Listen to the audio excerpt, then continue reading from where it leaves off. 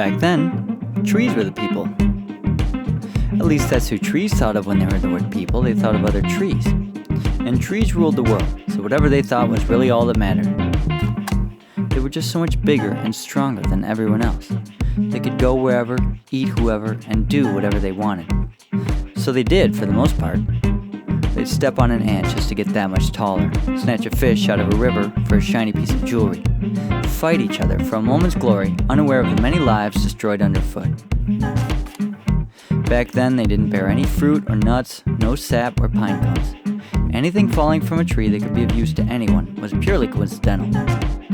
Eventually, and inevitably though, trees started to wonder whether they had things wrong.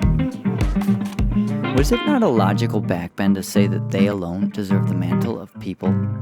So then what of the other living things who suffered from a tree's actions? And also the nagging paradox that past a certain point, the more one sought luxuries and comforts, the more restless, dissatisfied, insecure, and lonely one would feel. That last incredible fact was the final blow to the old way of thinking, and the trees finally achieved a new consensus.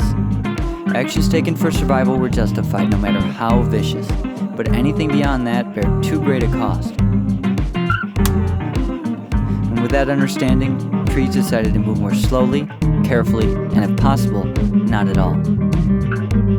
Today, they still compete with one another, and a fallen branch can still end an entire civilization. But trees found their natural place, each a steadfast provider and shelter for their own little ecosystem, and we live in a much more peaceful world because of it. Also interesting is that as this whole discussion was raging, trees were quite large creatures.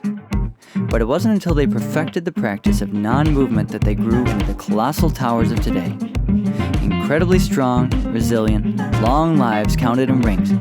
Open arms come rain or shine, fire or frost, until it's time to finally move out of the way and give someone else their turn in the sun.